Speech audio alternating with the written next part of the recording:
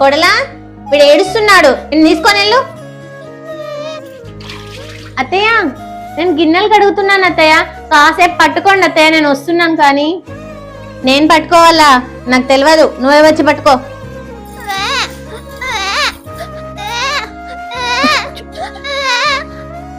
ఇంకా ఫోన్ రావట్లేదేంటి దేవుడా, నా కూతురికి కొడుకు పుట్టాలి దేవుడా. వదిన గారు, ఇంటికి మళ్ళీ లక్ష్మీదేవి వచ్చిందండి, చాలా సంతోషంగా ఉంది నాకు. మళ్ళీ ఆడపిల్లే పుట్టింది. అత్తయ్య పాపా బాబా?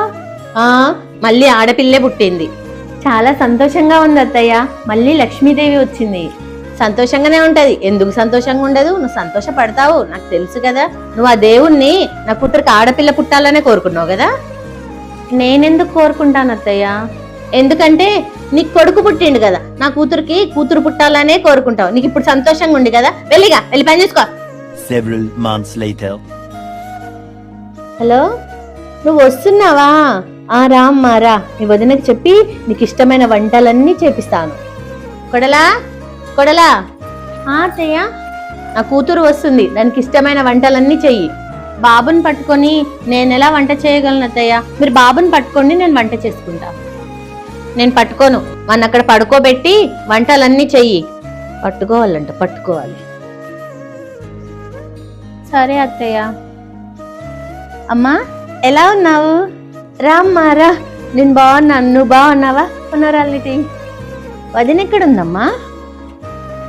అబ్బో ఇటు తల్లి, బాగున్నావమ్మా నా బంగారు తల్లి? అమ్మమ్మని చూడ్డానికి వచ్చినవా? వదిననా వంట చేస్తుంది. వదిన ఎలా ఉన్నావు? బాబుని ఎత్తుకొని వంట చేస్తున్నావేంది? అమ్మకి ఇవ్వచ్చు కదా. వన్నీలా ఇవ్వు. ఏమైంది వదిన, ఏడుస్తున్నావు? నీకు ఆడపిల్ల పుట్టిందని కనీసం వాడిని పట్టుకొని కూడా పట్టుకోవట్లేదు అత్తయ్య.